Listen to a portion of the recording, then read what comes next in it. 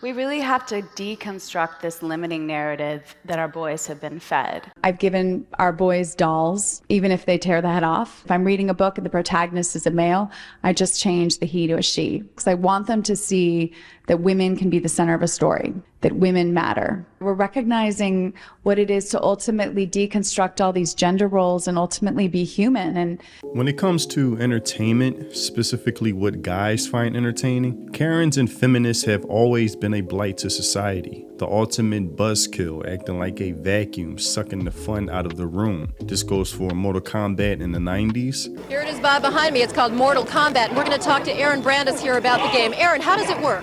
Fatalities are just what happens if you're really brutal to your opponent. Sounds like a pretty thrilling game, and this is the kind of violence that critics are pretty worried about.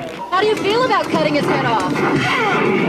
One, a horrifying possibility for parents who can't believe the game makers are fantasizing about decapitation. That's pretty bad. That's just plain gross. In fact, Mortal Kombat so shocked the managers at a nationwide arcade chain that they tried a sanitized version of the game. Instead of chopping the opponent's head off, he simply disappears. Sales dropped 40%. They came up and said, what'd you do to the game? It's no fun anymore. A video game is a video game. The bottom line? Parents wonder if kids can separate fantasy from the real thing. Also, claiming James Bond, the character, is misogynistic. You know, the go-to word to label any man in today's world that even dares to step outside and breathe air. Welcome to Miami. The reason why any male cater to property has been turned inside out. Even the Boy Scouts being turned into the American Scouts, allowing girls in, but when it comes to the Girl Scouts, it remains the Girl Scouts only allowing girls in. And now the Karens have a new focus, which is Japanese media, but due to the cultural, geographical, and language barrier, it's much harder for them to penetrate to inject their activism and ideology. But even still, these witches will go to huge lengths to make sure the world bends to their activism ways.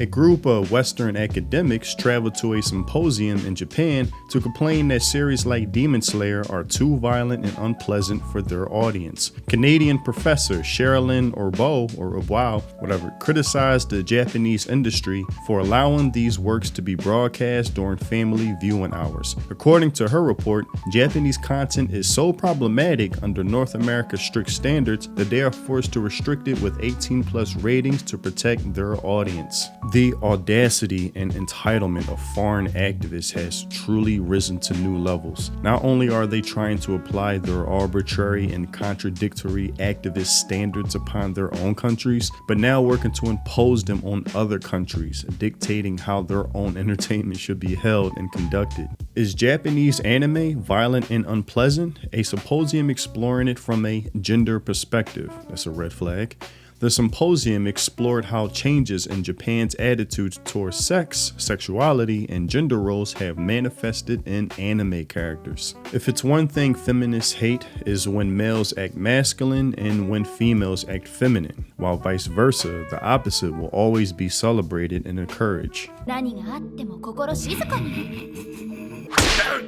Works such as Demon Slayer, which are broadcast in Japan during times when children can watch them, are prohibited for viewers under 18 in some countries due to sexual content, violent scenes, etc. This was reported by Professor Sherilyn Orbeau of the University of British Columbia in Canada. No surprise there. The portrayal of queer, sexual minority characters was perceived as violent and offensive by Canadian students who conducted a survey. Then this group of feminist Karen professors discuss how the magical girl genre has progressed from the women characters being inferior, needing to use magic to fight against the injustices caused by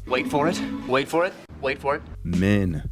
And I thought that was funny how they worded that. It's not just villains or evil itself, but it's against men specifically, as they said. As if men are inherently evil, which is no surprise coming from these types. You know, when I read or watch any story, not just anime, that happens to have a villain that's a woman, I don't view it as women are evil causing injustice. I just see it as a representation of evil itself being manifested, regardless of man or woman committing them. But when you're ideologically captured, like a religious cult, low resolution thinking is default. maybe causing a drop in IQ points because of it. What do you think the average IQ of this group is, huh? Certain linguistic anthropologists think that religion is a language virus that rewrites pathways in the brain, dulls critical thinking. The irony of those who are quick to spout colonization are the first ones to be guilty of it. These Karens most likely lack children, so instead, they try to be the parents of society, making everything safe, sanitizing anything that can be deemed offensive. Which I might add again, mainly damn near only applies to males' interests. And the results? It only leads to an infantilized society, keeping everyone in a childlike state of mind. Generations being raised like the bubble boy, but instead mentally. Protected from anything that can be deemed offensive, only making society weaker, more frail and fragile, easier to break, where Demon Slayer of all anime is seen as too much for kids in their eyes. We used to suffer from prolonged adolescence, but now we suffer from prolonged childhood. These Karens have successfully sanitized every piece of mainstream Western entertainment, with pushback thankfully coming from the independent market that they now have to do the same to anime, a foreign market, working to change it at its inception level. Take a look at this clip of Gavin Newsom's wife discussing how boys need to be fixed from, I think, like 8 years ago. That really sums up this Karen mentality very well. We really have to deconstruct this limiting narrative that our boys have been fed. It's up to us to help boys stay connected, keep their heads connected to their hearts, not repress their emotions. It's up to us to raise and socialize our boys as human beings. So having dialogues with them about what they're consuming, whether it's in advertising, the media, video games, especially violent video games, is if we can support enough young boys in staying true to who they authentically are, right. Staying true to their empathic natural beings. Right, which sometimes is sensitive and vulnerable, and a lot of things that the conditioning doesn't provide a lot of welcoming space for. It's crazy how when boys actually act like boys, it's seen as some type of glitch occurring, like a malfunction. Like boys are treated like defected girls, being taught that their natural boy instincts is somehow evil. I've given our boys dolls, even if they tear the head off. I've given them dolls to learn that care and caregiving is not just an activity that's reserved for women, but that it's also an activity that is a responsibility of men. What I've done with both my daughters and my sons is, if I'm reading a book and the protagonist is a male, I just change the he to a she, because I want them to see that women can be the center of a story, that women matter. We're recognizing what it is to ultimately deconstruct all these gender roles and ultimately be human. And then we wonder why there's such a boy crisis occurring, where thankfully anime has male heroes that boys can look up to, like Tanjiro from Demon Slayer, which is why anime is being sought out now more than ever over Western media. Boys, we all know, I think, or increasingly are realizing that boys are moving away from sort of the more progressive.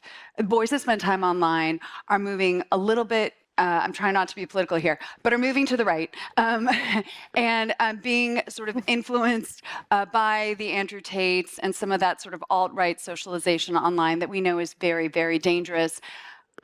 My husband and I were alarmed when our kids were watching sports online, and my son knew about Andrew Tate and thought he was pretty cool, and thought that his Republican grandfather, who's not a Trumper but a fiscal conservative, thought that my father would like Andrew Tate. So that's scary.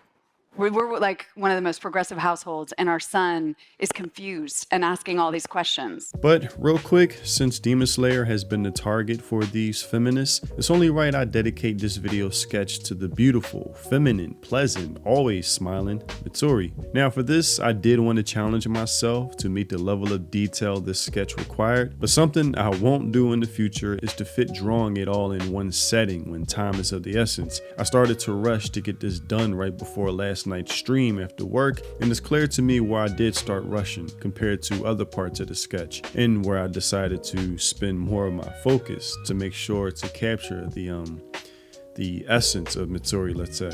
But in the era where activists are demonizing Demon Slayer, criticizing women characters for being feminine, I just had to showcase and celebrate one of my favorites of Demon Slayer and top tier waifus period, because fandom must always be louder than the haters or fake fans. And also shout out to everyone who shared their sketch with me. We had a great stream last night and Tuesday, and I always enjoy viewing what you all have to share with me.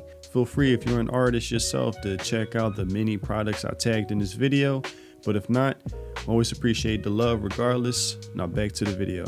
This push towards neutering boys, males period, is something these types will damn near never give up on. They won't stop at any point to make sure any piece of media will be stripped of inspirational male heroes, and anime is just the next on the chopping block. Also trying to rid the world of anything males find attractive, which is why fan service or anything resembling feminine beauty in the slightest must be rid of.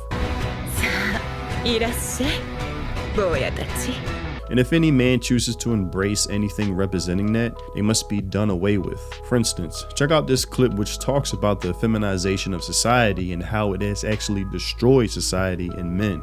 So when people come to me and say, what have been the negative effects of the great feminization? That if you've got HR ladies planted in every single institution and who see it as their mission to get rid of exactly that maverick type of personality, there's so much innovation that we're missing out on, but we don't know what would have been. One of the cancellations that affected me very emotionally, very deeply, was, I can't remember the guy's name, but he was the astronomer or astrophysicist who had just landed a satellite on a comet or something really impressive like that, but he was wearing the t-shirt with the scantily clad ladies on it. It was like a bowling t-shirt. I remember this. Yeah, and somebody said, oh no, he's got scantily clad women on his t-shirt, and they put him through a struggle session for disrespecting women. And I was thinking, this guy just landed a satellite on a comet. Focus on that. He's so impressive, and you're putting him through this horrible public shaming. But that's the way wokeness works. It doesn't even register to these people that this guy has done something deeply scientifically impressive, that he might be a singular human being. For all you know, he might be the only person on the planet who could have done that. And all you care about is the shirt he's wearing. This is a perfect example of what I mean when I mention the AMT, activist-minded types. The fact that this man has achieved a scientific accomplishment means nothing to the current feminists. They've only been conditioned to view the world through an activist lens. Men bad, evil, and whatever men like must be torn down. This man wearing a shirt of a bunch of baddies, shout out to him, was the sole focus for the feminists. Even if this man cured cancer, solved world hunger, achieved life sustainability on other planets, doesn't matter at all to the HR Karen. They serve as a roadblock to any true progression in life that could better humanity. By him wearing a shirt of attractive women deems him to be put through a struggle session, only to neuter him, guilt trip him, suppress any type of male interests he may have, and make him a slave to the Karen activist sensibilities. It's like they want every boy, male adolescent, and man to be treated like Jack Nicholson in One Flew Over the Cuckoo's Nest, to be lobotomized, having no agency if they dare act out of line, which to them means acting feminine at all times, repressing any masculine urge they might have, which is why anime has become their next target.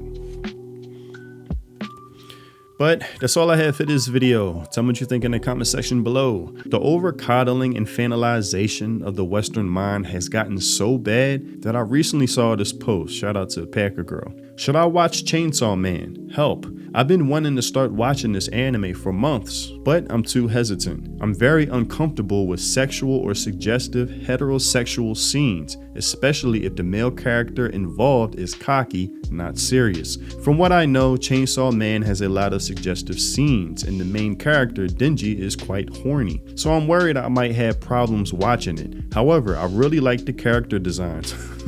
Okay. Cool rainbow. So I'm in this state of hesitation.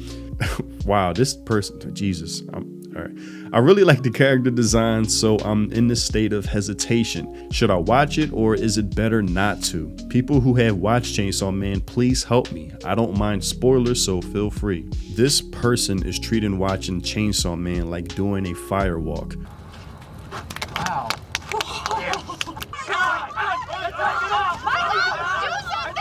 Or crossing a narrow bridge held together by rope, or doing something daring like skydiving, like it's a life or death situation, or like Indiana Jones walking across an invisible bridge.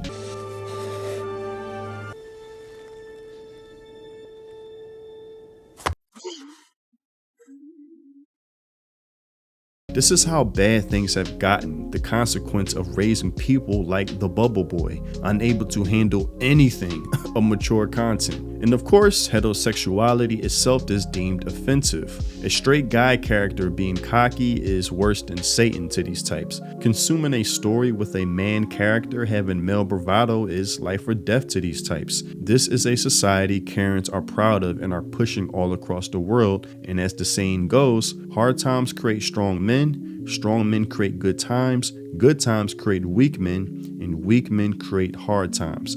Guess which era we're in. Also, if you want to support the content I create, consider joining my channel, becoming a member. It's much appreciated. Thanks for watching, and I'll see you in the next video.